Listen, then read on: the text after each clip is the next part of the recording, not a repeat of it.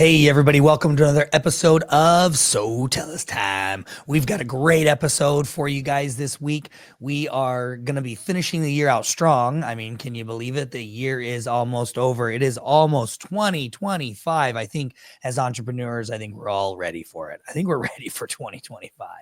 There's a lot of entrepreneurs I know that I've talked with that want to put 24 behind them. And so we are, but here's the thing is we got to push strong, got to stay, pushing. If you listen to the podcast last week, right? We are talking all about how to stay motivated and how to keep moving forward in a strong fashion so that we can finish this year out. This week, we are talking about 110% to failure. What? Like 110%. How do I give 110% to failure? Well, sometimes in your business, you can give 110% and still fail, because not everybody, in all honesty, is there. You may be great at what you do, but you may not be a great business owner, right? So just because you give 110% into something doesn't mean you're going to succeed. You may be giving 110% into failure. So today we're talking about what you want to do in your business in order to grow it, is you want to focus on maximizing your efforts in the right areas so that you do grow, and minimizing the areas where you're not going to really grow, you're not really going to affect the business effectively, right? And so, yes, giving 110% into the right areas. That's what we're going to be going over today. It's going to be a great episode. And think about this. We've only got a few podcasts left for 2024. So that's pretty amazing. All right, Troy, jump in. All right. So a little bit about Trevor and I. We grew up with our dad, Ron, who is like the most motivated person I've ever met in my life. And he was way into motivational speakers, motivational tapes. Like, I remember he went to this one event where they had all these different motivational speakers, and at these events, like, all these speakers would be selling their, like, back then, these were tapes, their, programs on tape. And I remember my dad goes back to the back, and there's all these different tables for all these different motivational speakers. And he says to the lady, he's like, okay, like, what will it cost me to buy everything? And she's like, well, what do you mean? And she's like, he goes, I mean everything. I want every single speaker that was on that stage today. I want all of their tapes, all of their programs. I want everything they have.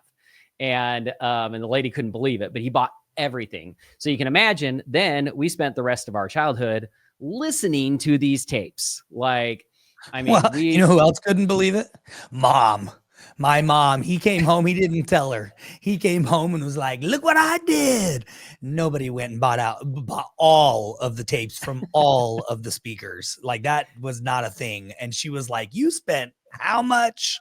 Well, little did she know how much it was going to improve all of our lives, right? Yeah, exactly. So we grew up listening to guys like Tony Robbins, Zig Ziglar, Mark Victor Hansen, Joel Weldon. And even to the point where I remember as a kid, like, I would listen to these tapes as I fell asleep at night, because I figured, if my subconscious can hear these positive things and these motivational things, I'm going to wake up motivated in the morning to do what I need to do. And so I did. I literally listened to those. And I remember, like, one guy, Joel Weldon, he had this thing that he gave out where it was think of like a can of corn, but he had the sticker that went over the sticker on the can of corn. And it said, success comes in cans, not cannots. And I remember having that can, like, sitting right next to my bed. So when I woke up in the morning, I would see, oh yeah, success comes in cans, and saying I can do something, not in saying I cannot do something. So, we grew up with these motivational speakers, and I'm going to give you a couple of motivational phrases that we've all heard, right? One of them being, you got to give 110%. You've got to never quit. And never give up. And then again, this one I just talked about, success comes in cans, not in cannots. and I love those. And I grew up believing those, and the thing is, they are true. But when I became a business owner, I realized that they are true to a point, right? That I can't apply them to every single situation in my business. And we're going to talk about that today. right? Because there are, and we're going to talk about what I call the rule of minimum required effort for maximum return. So, and here's the truth of the matter. The thing is that you can't do 110% of the work in your business. You can't do it all, right? Not if you want to be able to grow your business. And that's what we're talking about. Like if you want to just stay exactly the way you are and not grow the business, then sure, you could just keep doing what you're doing. But if you're trying to grow your business, you can't do it all the work in the business, right? One, because you don't have the time to do it. Two, because you don't have the skill set to do everything that your business needs to be able to grow. Here's the other thing. We can't be the best at everything in our business, right? You may be an amazing carpet cleaner, but you may not be very good at doing the books for your business and preparing for the taxes, right? So you need to think about that. Also, we can't service every single customer and solve every problem every single time as a business owner, right? Trevor and I think in our business, we have like over 5,000 clients in 33 countries. If they relied on us to, service every single one of those customers and answer every single question they have and take care of any issues that they might have, they would never get the service that they need, right? So it just won't work. If you do those things, then you just cannot grow your business. So, and I'm going to give you kind of a story of like Trevor and Ron and I, we started this business over 25 years ago. And we wanted to build a successful business. So Ron, our dad, was doing the sales because that was his skill set. He was amazing at it. Trevor did all of our fulfillment. He learned how to build websites and how to do all these other things. And then I came in and I handled the operations, all the back end stuff, right? Making sure the projects gets done, billing is done, all the boring stuff. That's what I took care of, right? The boring stuff. But we quickly realized that we could build a good business and we could build a pretty good life for ourselves. But we realized that we would never be able to build, even if we gave 110% of our effort, we were never going to be able to build the business that we wanted to have in the end, right? Because if you think about it, like let's say you say, you know what, I'm going to work a 40-hour week. Now I'm going to give 110%. I'm going to work 44 hours. Well, that 4 extra hours is not going to make the difference of what we needed to grow our business. It didn't matter if we did 60 hours a week or 80 hours a week. We were going to hit a cap of what we could do with our business, right? So, and that's where we talk about like you could give 110%, but you could still fail because you don't get to where you want to get because you can't do it all on your own. So it's really important to understand that. So as business owners, we need to understand that we need to give 110% where it matters, where we can make the biggest difference in our business. And then we need to either hire or automate the rest. And we came to that realization, after a couple of years in the business. We grew it to where we were kind of maxed out. Ron was selling as many websites as he could sell because he was maxed out by how many websites that Trevor could sell. And then we were maxed out by how many customers that we could take care of during that process. I was helping out with customer service at that time as well.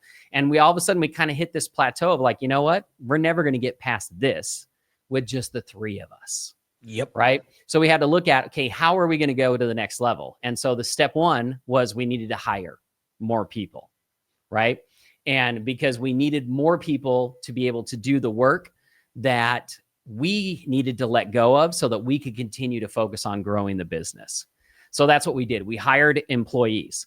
Well, guess what? Anybody who has employees out there, we learned very quickly that they never do the job as good as you would do the job, or they never do the job exactly the way you would do the job, right? Even if they are great employees, which we have some amazing employees, right?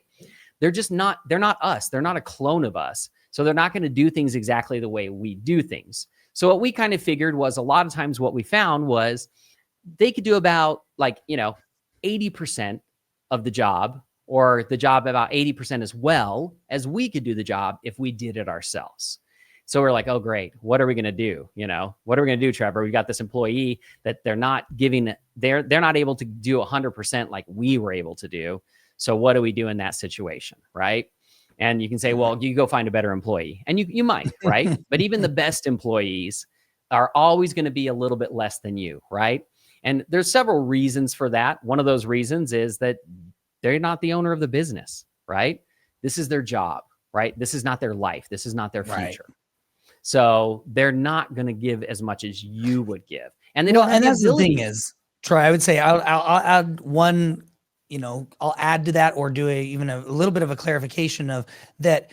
It's that nobody's going to care as much as you do, right? Like your employees are never going to care as much as you do. The employees are never going to work 24 hours a day like me. If I wake up at 3 a.m., I'm checking emails, right? And I'm like answering emails and I'm taking care of issues and I'm doing things like that. Employees are never going to do that. There are areas, we're not saying employees, because we've talked about in the past that employees can actually do things better, meaning like, for instance, sales.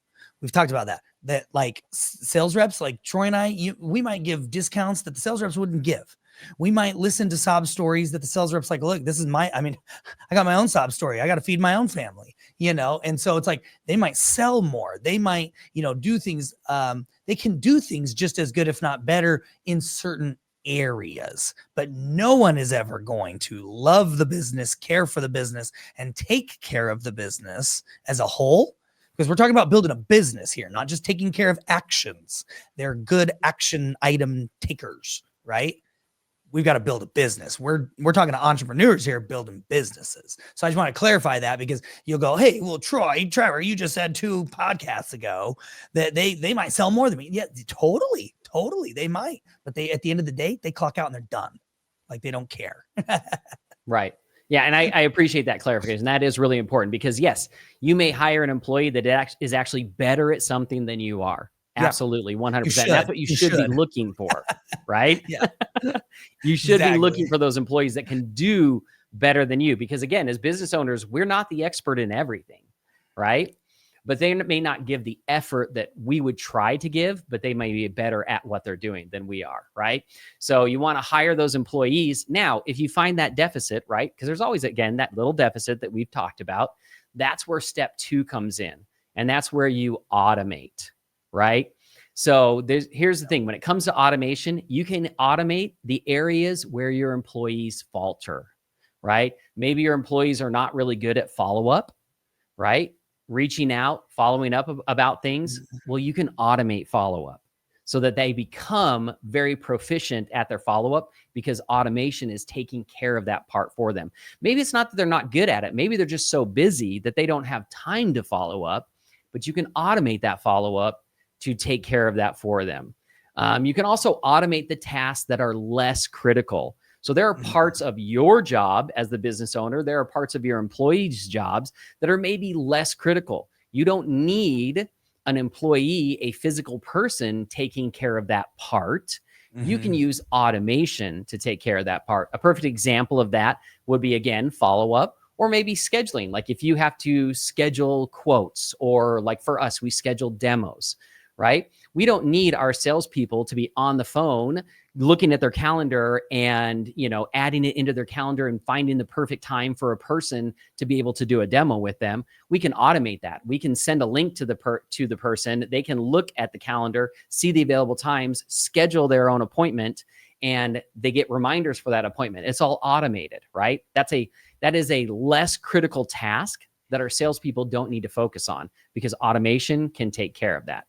You can also automate the tasks that are the most critical, meaning the ones that, you need to make sure that they are done correctly every single time.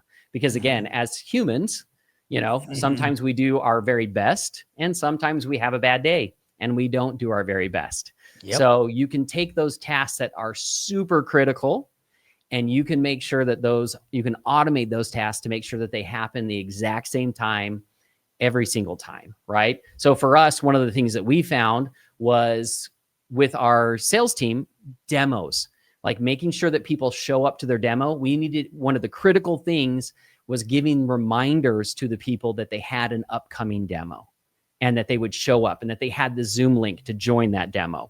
So again, a salesperson gets busy. They don't have time to send out a personal text message to be like, hey, I'm looking forward to our demo today at 2:00, right?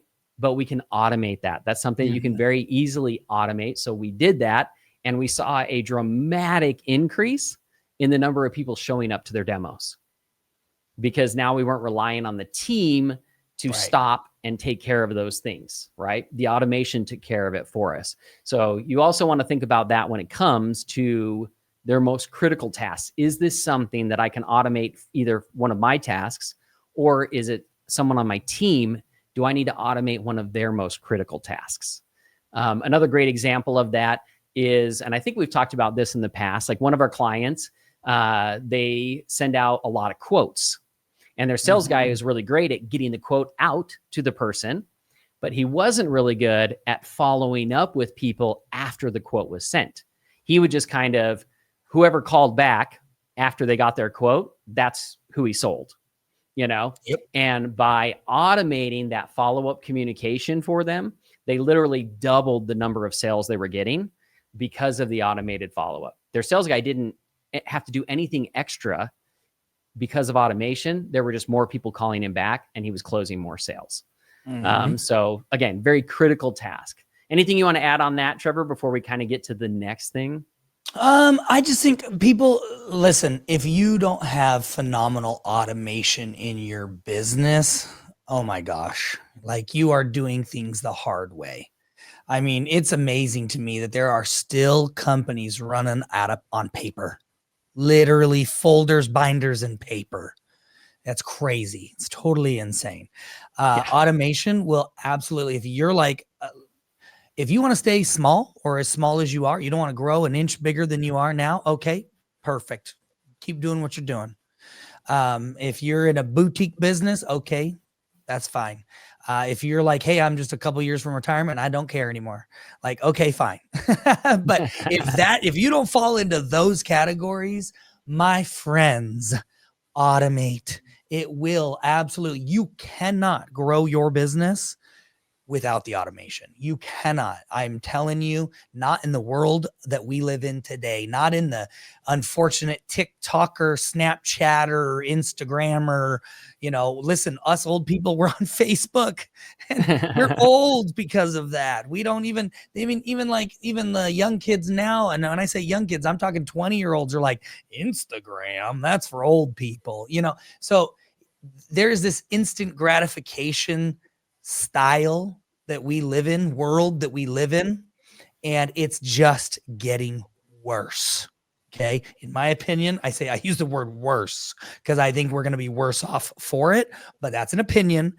Regardless of my opinion, you have to live in this world because you do. So I'm just going to harp on that for a second. That's all I want to do. Is there's too many businesses out there not automating and not even thinking down that road, or not even knowing how to take action with automation. So listen, if you need help with automation, reach out to us. If you need even help getting started with like, hey, how do I even start thinking about automation? What can I even automate in my business? Reach out to us. I'm going to go ahead and plug us. I don't care, because you need this. I don't care who you do business with. Just get started. You need this. And that's it. Yeah. So let's get into that. No, you're absolutely right. Because here's the thing. If you may not automate in your business, but your competitors are. And when they automate things, they're going to be quicker to get back to the leads. Yep. They're going to do a better job at communicating, and they're going to take all the jobs. Like, you're going to get left behind. Automation is so important to be competitive in today's market, because like Trevor said, it's instantaneous. Like our customers that use automation that we've worked with them on, they crush it, because the minute a lead comes in the door, they receive a text message, they receive an email, they receive a phone call. Before their competitors can even think of communicating, they've communicated 3 different ways with that lead. So that's the thing. And now we're going to talk a little bit about the future. Because it's moving beyond automation, guys. That's the key. That's the problem. Like, if you're not even automated yet, if you're not even thinking about it, it's already moving on, but you still need it. You have to have it, but it's gone beyond that now. And Trey's about to talk about that. Yeah. So here's the future. The future is, with the advancement of AI, the world is changing quickly. In the near future, AI will be able to do the things that you don't have time to do. It will be able to do the things that your employees won't have time to do, right? And this is actually a good thing. This isn't scary. This is really good, because now those less critical tasks, those things can be handled with AI in the right way. Even some of those very critical tasks can be handled with AI in the right way. And it's only getting better, right? It's getting better every single day. And we have a podcast on AI that we did a while back. You can go back and listen to that. But I'm telling you right now, in the very near future, you're going to be blown away with the things that AI can do for your business to make you more successful. I don't know if you want to give any more of a teaser than that, Trevor. Well, let me just put it this way. Troy and I, we're all in it, we are all in. And when I say all in, I mean, to the degree that you should be at this point. Like AI, we've talked about in the past. If you listen to our previous podcast, AI has its place. People are trying to overutilize it right now, and you're going to hurt yourself by doing that. I'm telling you, you're going to hurt your business, but there is amazing things coming. And someday it's going to blow your mind. It's going to feel like we live in a freaking movie. But Troy and I have been working on AI, and we've been working on some pretty cool things. And so let me just throw a teaser out there of imagine your phones. Imagine your phones being amazing. Imagine your phone's working for you 24 hours a day, 7 days a week, and you're not paying exorbitant amount of money to do that. Anyways, that's all I'm going to say. I'm not going to say anything more because we're going to be launching some pretty sweet things coming up here very soon. So if you're interested in that, reach out to us. All right. Well, let's hit the homework then. Okay, let's hit the homework. Take a look at your business. Do you need to hire or do you need to automate? Because I guarantee if you are not as big as you want to be, most likely you need one of those two things. Yeah, you may say, hey, Trevor, I still need more business. I need more business to grow. I understand that. That's totally fine. That's a whole nother conversation of marketing and bringing in, generating leads and converting leads, which automation helps with all of this. But in order to do that, it's the old chicken and the egg thing. In order to grow, you either need to have the right amount of people to grow, or you need to automate, or in my opinion, or my personal preference, you have both. You have the right amount of people and the right automation put in place in order to handle the growth. I mean, listen, watch out, baby. You think you've seen something out of Sotellus before? You ain't seen nothing yet. 2025 is going to be amazing. We practice what we preach. So what we've got coming, and I'm not just talking about AI, I'm talking about the entire company as a whole. We have grown exponentially. People probably don't even know the backstory of us, but what we've just done in 2024 is out of control and amazing. So 2025, here we come. And we've got even more, bigger and better things. So I promise you, you need to either A, hire, B, automate, or C, which is the best option, hire and automate and get ready, right? Get ready for the growth. You've got to have that in order to handle the growth. Too many people try to get the leads, try to get the sales, try to get it in the door, and then they end up screwing over the clients because they can't handle the business, and they end up going 110% all in to then fail. And we have seen it time and time again.